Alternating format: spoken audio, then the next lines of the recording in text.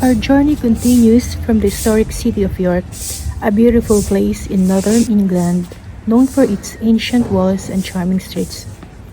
We had driven all the way from Wiltshire and spent one night in York before setting off again toward Edinburgh.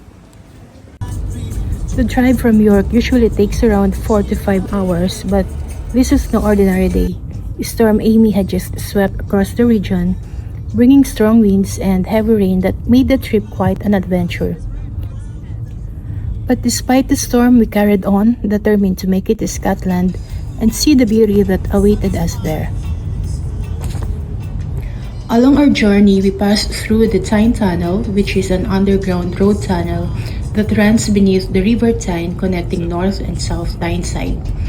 There's a small toll fee of £2.50 which has to be paid online since there are no toll booths.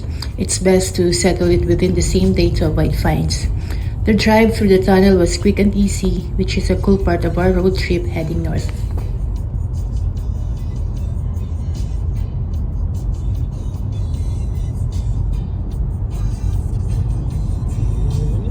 And after coming out of the tunnel, we continued driving through miles of open countryside.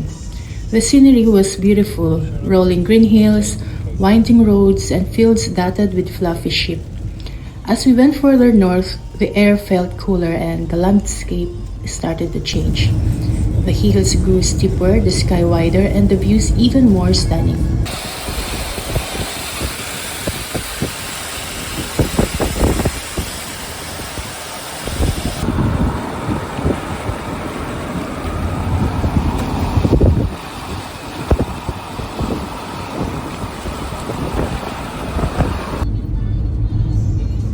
After a few more hours on the road, the city of Edinburgh finally appeared, with its historic stone buildings, cozy little streets, and that classic old town charm. It was such a beautiful sight after the long drive. We booked a 2-night stay at the W Hotel, which is perfectly located right in the heart of Edinburgh, close to shops, restaurants, and major attractions. The moment we stepped inside, we were impressed by its stylish modern vibe, elegant interiors with a touch of luxury everywhere. Check-in was smooth and easy. We just presented our passports and credit card, and the staff were incredibly friendly and welcoming. After that, we headed to our room, excited to see where we'd be spending the next 2 nights of our Edinburgh adventure. Couple of things to keep in mind: the parking fee isn't included in the room rate. You'll need to pay £40 a day for parking, and breakfast is an additional £20. But overall, we paid 9,440 Qatari riyals for our stay, which felt like a good value given the location and convenience. Wow.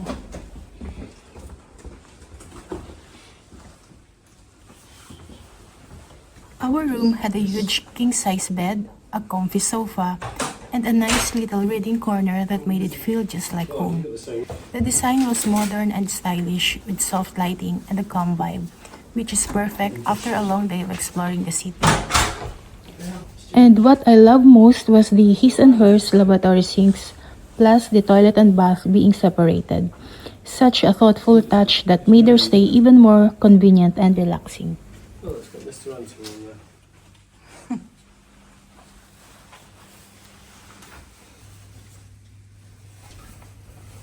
What impressed us even more was the surprise bottle of champagne and the birthday cake waiting in the room. Such a sweet gesture from the hotel that made my 50th celebration extra special. They're both the same.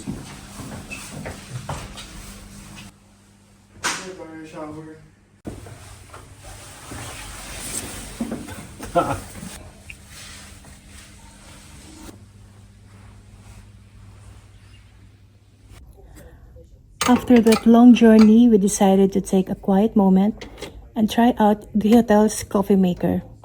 The aroma alone was enough to make us feel instantly refreshed.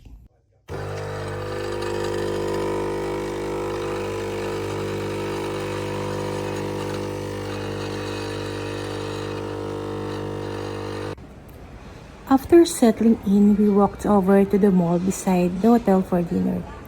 It was nice and easy, just a quick stroll, and we were surrounded by so many good food options.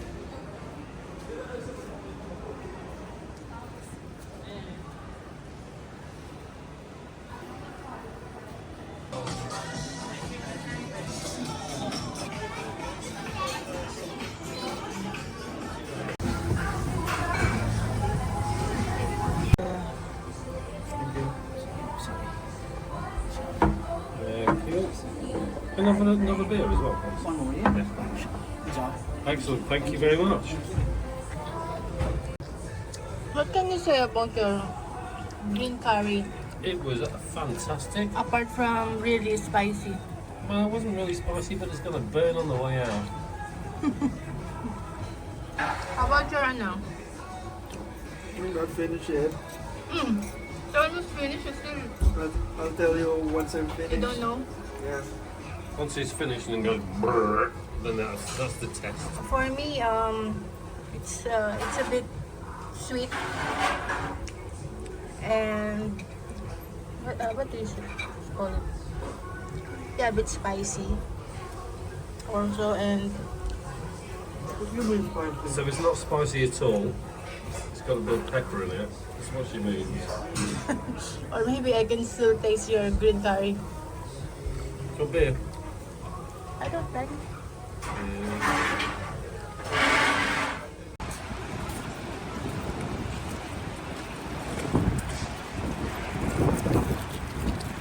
We thought we'd take a little walk after dinner to see what the neighborhood looks like at night. But Storm Amy had other plans. The wind picked up, the rain came pouring down, so we just made our way back to the hotel to rest and recharge for tomorrow's adventures.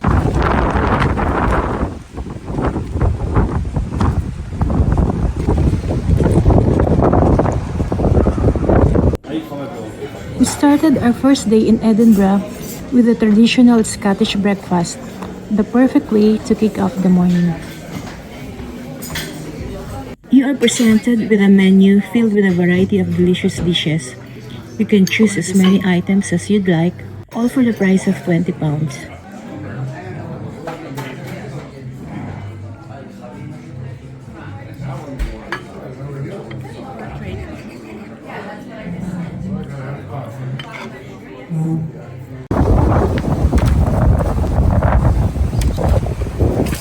So we are now heading to Edinburgh Castle. It's our first day in Edinburgh.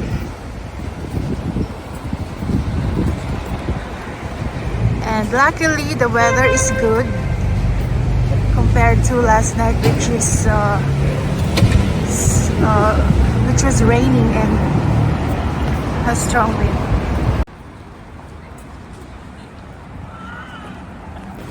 Right across Princess Street is the iconic Balmoral Hotel. You can't miss it with its huge clock tower and beautiful architecture.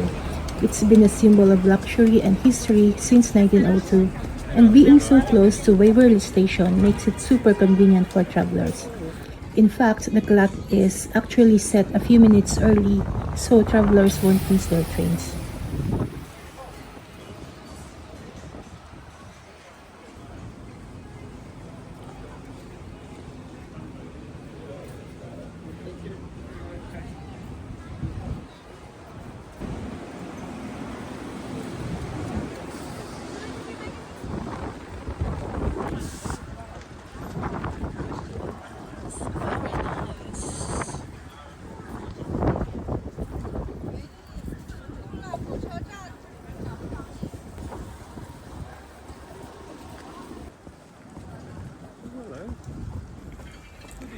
Here's the Scott Monument, a stunning Gothic tribute to the famous Scottish author Sir Walter Scott.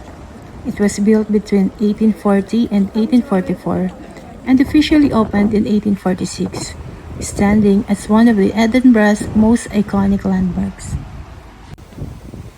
We climbed up the stairs leading to Edinburgh Castle, with so many steps that it really got the heart pumping. But when we finally reached the top, I was completely stunned. The city stretched out below us with the cobblestone streets of the old town, the spires of historic buildings, and the rolling hills in the distance. The view of Edinburgh's skyline from the castle is absolutely breathtaking. Every step of the climb was totally worth it. And by the time we finally made it to the castle, it was unfortunately closed because of the strong winds. A bit disappointing, but we didn't let that stop us. Instead, we took our time wandering along the Royal Mile, exploring its charming old streets, cozy little shops, and soaking in the lively atmosphere of Edinburgh. Even without going inside the castle, it still turned out to be such a lovely afternoon. You can check out our full video to see more of our walk along the Royal Mile and the beautiful sights we discovered along the way.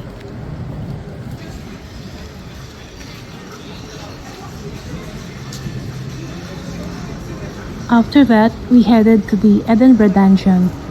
From the outside, it looks pretty scary, but honestly, it's not as terrifying as it seems. Cameras are not allowed inside, but the experience is full of actors bringing history to life, showing what life was like in Edinburgh's darker times. It's spooky, funny, and surprisingly interactive.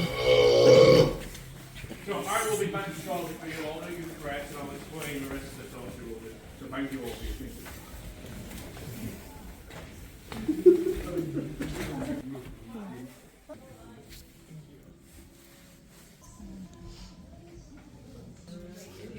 Oh my, that was Yeah. We'll try that once more, victims. How are we all doing? Great. Perfect answers, especially for you. We're going to make it all much worse. Hooray! We're going to get you into this next toilet. It's about to reopen, so we thank you for your stay. And we're going to talk to you about my favourite method. That's my favorite. Free photographs? Hooray! Exactly! So, You don't make me my first group of two. We'll get you guys now. We paid £77.5 for the three of us, and at the end of the dungeon, you get the option to buy the photos they took before the tour started. It costs £25 for 3 printed shots, and they'll send you the soft copies as well. This is the Historic Register Office of Scotland, a striking building with classic architecture and grand, elegant details. Right in front of it is the statue of Wellington, which adds an extra touch of history and character to the scene.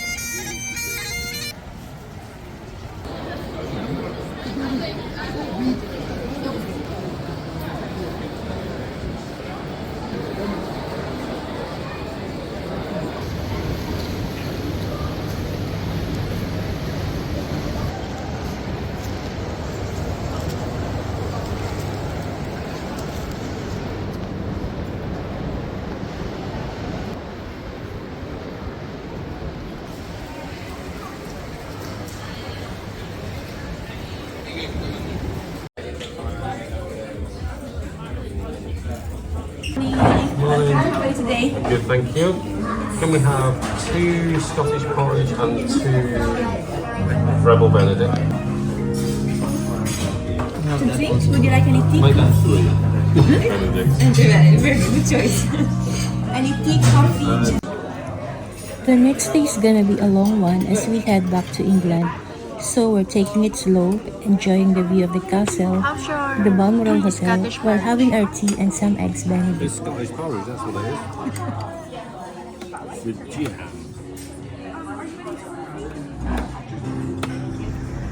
Edinburgh was the perfect place to celebrate my 50th. Even with the Storm Amy making a dramatic entrance, and the hotel being a little more splurged than planned, the whole experience felt special. The city is just breathtaking, full of history, charm, and moments that stop you in your tracks. Photos don't come close to capturing how it feels to actually be here. We really enjoyed it, especially me, even though we were only there for a short time and already tired from a full week of walking and touring. Somehow, Edinburgh gave me just the right kind of energy. What made it even more meaningful was being there with my loved ones, sharing those wow moments, those laughs, those tired feet. It made everything richer and more memorable. It may not have been a long trip or a perfectly smooth one, but it was everything I needed. A beautiful way to mark a big milestone and a memory I'll always hold close. It's better again, and that'll sustain me for now.